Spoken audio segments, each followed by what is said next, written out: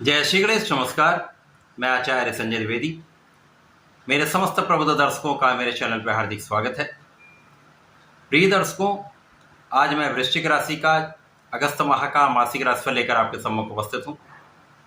अगस्त माह में जो ग्रहों की स्थितियाँ हैं तथा जो ग्रहों के परिवर्तन होंगे, इस माह में वृश्चिक राशि के जातकों के लिए किस प्रकार से लाभदायक हैं, किन भावों की प्रबलता प्राप्त होगी, इस माह में आप कितना लाभ ले पाएंगे, आपका स्वास्थ्य किस प्रकार का रहेगा, कर्म क्षेत्र में कितनी प्रगति करने वाले हैं, धन के क्षेत्र में कितना विस्तार होगा, भाग्य का कितना साथ मिलेगा, विद्यार्थियों के लिए ये माह किस प्रकार का रहने वाला, शिक्षा ज्ञान का भाव कैसा रहेगा, वैवाहिक पक्ष तथा संतान का पक्ष किस प्रकार से रहने वाला है, इस माह में कितने अवसर की प्राप्ति हो सकती है, अपॉर्चुनिटीज कितनी मिल सकती हैं, संपूर्ण विश्लेषण मैं पूर्ण तरीके के साथ करने जा रहा हूं। प्रिय दर्शकों, इस राशिफल को आप अपने लग्न राशि तथा जन्म राशि दोनों के अनुसार देख सकते हैं। 1 अगस्त को वृश्चिक राशि के लिए जो ग्रहों की स्थितियां होंगी वो इस प्रकार होंगी। चतुर्थ भाव में शनिदेव होंगे जो वक्री अवस्था में चल रहे हैं। आपके पंचम भाव में राहु का गोचर होगा। आपके सप्तम भाव में गुरुदेव के साथ मंगल का गोचर चल रहा है। प्रारंभिक समय में चंद्रमा का गोचर आपके अष्टम भाव में होगा। सूर्यदेव नवम भाव में गोचर कर रहे हैं। दसम भाव में अति प्रबल अवस्था में शुक्र तथा बुध का संयोजन चल रहा है। केतु का गोचर आपके एकादश भाव में। इस माह का पहला परिवर्तन बुध का है, जब बुध 5 अगस्त को वक्री अवस्था में आएंगे, अर्थात इनका गमन कर्क राशि की ओर हो जाएगा। 22 अगस्त को ये राशि परिवर्तन करके कर्क राशि में प्रवेश कर जाएंगे। 16 अगस्त को सूर्यदेव अपनी राशि का परिवर्तन करके कर्म भाव में प्रवेश कर जाएंगे, जहां पर स्वयं की राशि में इनका गोचर प्रारंभ होगा। 25 अगस्त को शुक्राचार्य का राशि परिवर्तन आपके एकादश भाव में हो जाएगा, जहां पर ये अपने नीचे राशि में प्रवेश कर जाएंगे।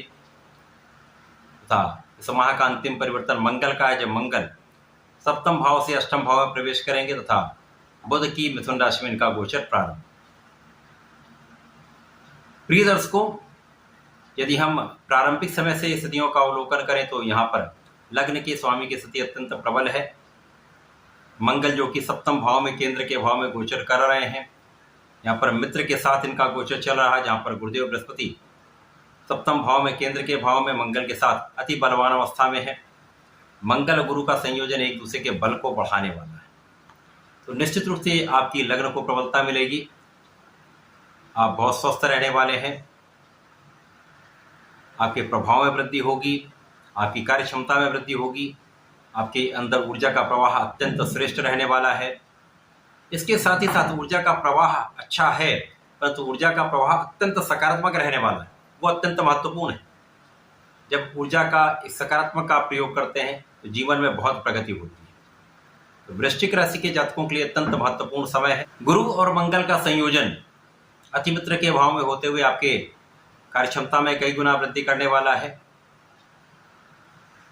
आपके बल में कई गुना वृद्धि करने वाला है, सामर्थ्य को बढ़ाने वाला है। यद्यपि यहाँ पर तात्कालिक रूप से मांगलिक दोष बनेगा, परंतु यहाँ पर जीवन साथी के साथ भी सामंजस्य अच्छा रहने वाला है। आपसे प्रेम में वृद्धि होगी तथा पार्टनरशिप में एक अच्छा लाभ आप लेने जा रहे हैं। वहां पर वृद्धि का संपूर्ण योग बन रहा है। इस समय में गुरुदेव जो आपके सप्तम भाव में केंद्र के भाव में गोचर कर रहे हैं,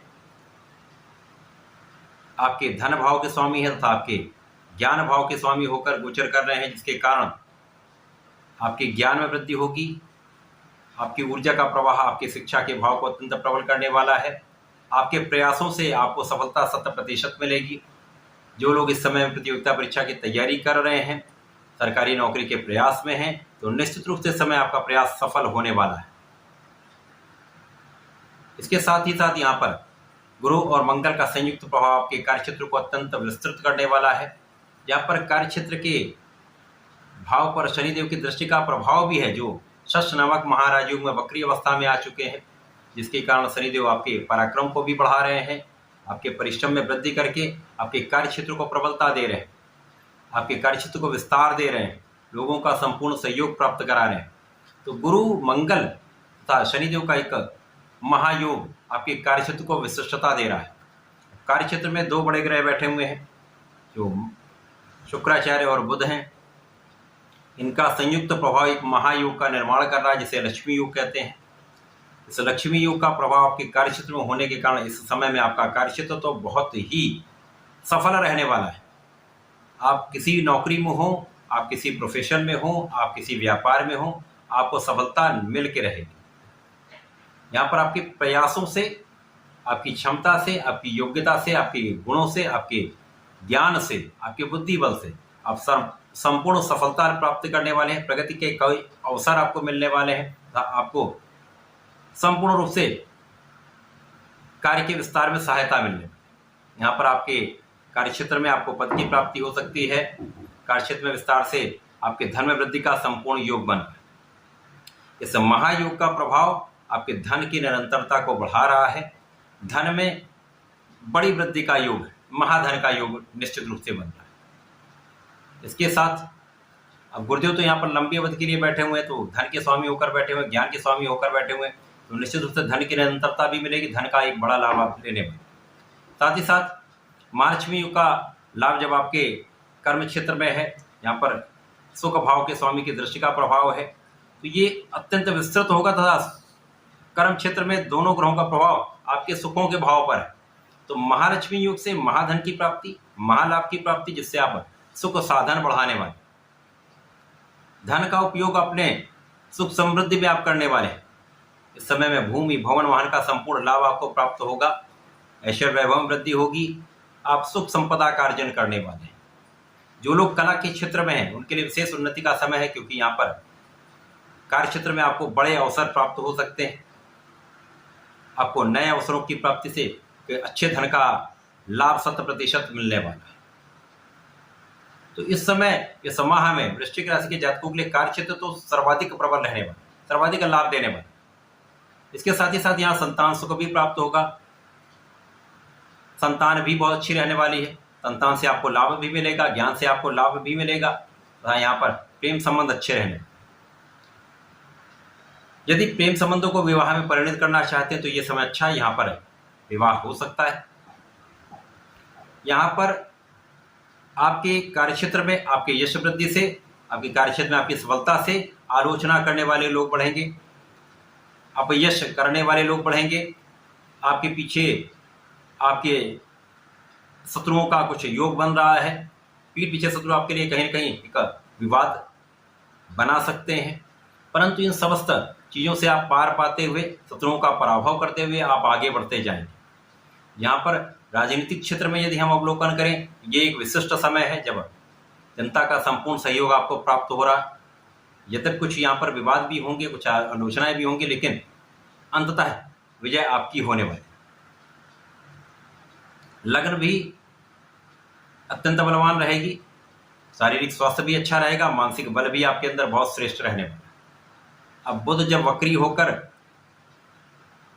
कर्म भाव में भाग्य की ओर गमन करना प्रारंभ करेंगे तो 22 अगस्त तक तो ये कर्म भाव में ही रहेंगे, तो यहाँ कार्य क्षेत्र की प्रबलता प्राप्त होगी, भाग्य में भी आपको लाभ मिलेगा।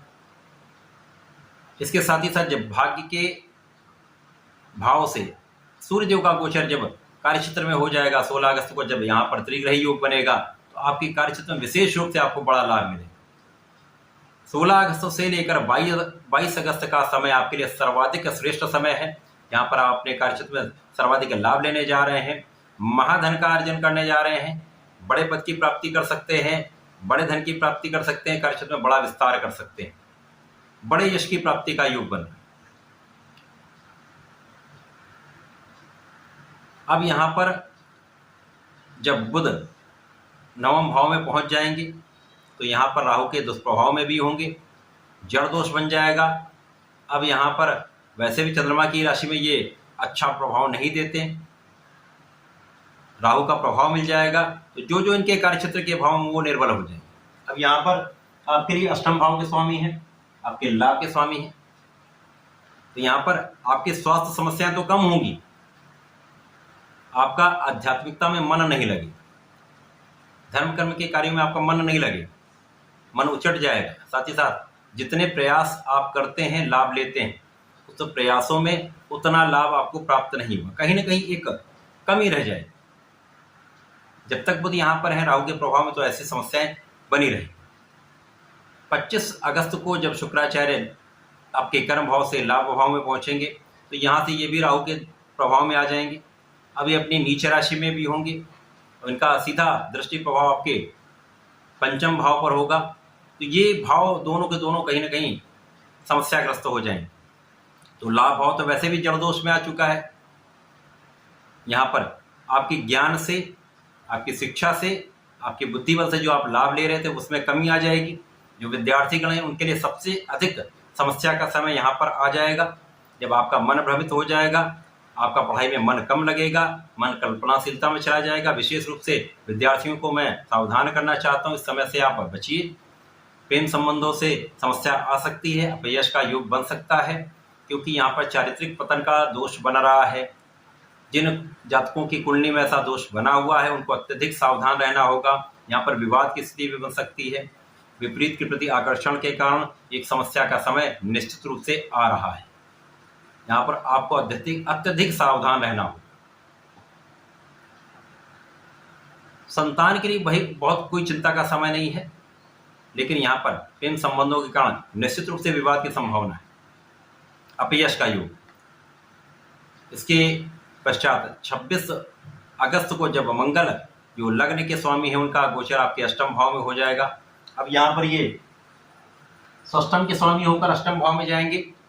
यदि अष्टम भाव एक त्रिक भाव है, नकारात्मकता का भाव है, क्षय का भाव है, परंतु यहाँ पर विपरीत राजयोग में पहुंचेंगे तो ना चाहते हुए भी विपरीत परिस्थितियों में कुछ ऐसे योग बन जाएंगे जब आपके कम प्रयास से भी आपको लाभ मिल सकता है।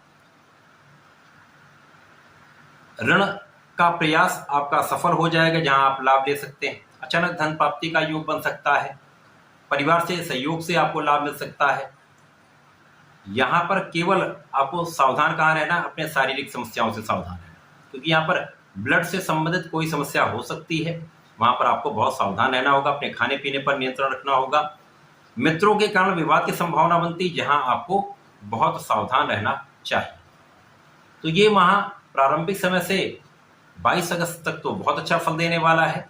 उसके पश्चात कहीं ना कहीं कुछ समस्याएं उत्पन्न होंगी, यहाँ पर आपको बहुत अधिक सावधान रहना भी चाहिए और रहना भी पड़ेगा। इस समय में, इस माह में आपको नियमित रूप से भगवान शंकर मोचन की शरण में रहना चाहिए, नित्य हनुमान अष्टक करना चाहिए। इसके साथ ही साथ प्रत्येक मंगल और शनिवार को बजरंग बाण का पाठ करें, संकल्प लेके करें कि मेरे कष्टों को दूर करें, तो ये समस्याएं दूर होंगी। साथ ही साथ इस समय में यदि आप गणेश अथर्वशीर्ष का पाठ कर लेते हैं अथवा सुन लेते हैं तो विशेष आपको लाभ में मिलेगा। आपके मन में एक संतुलन की स्थिति आएगी, मन भ्रमित होने से बचेगा, राहु के दुष्प्रभाव से आप बचें। तो ऐसा करके समय का उपयोग करें, लाभ लें। धन्यवाद, नमस्कार।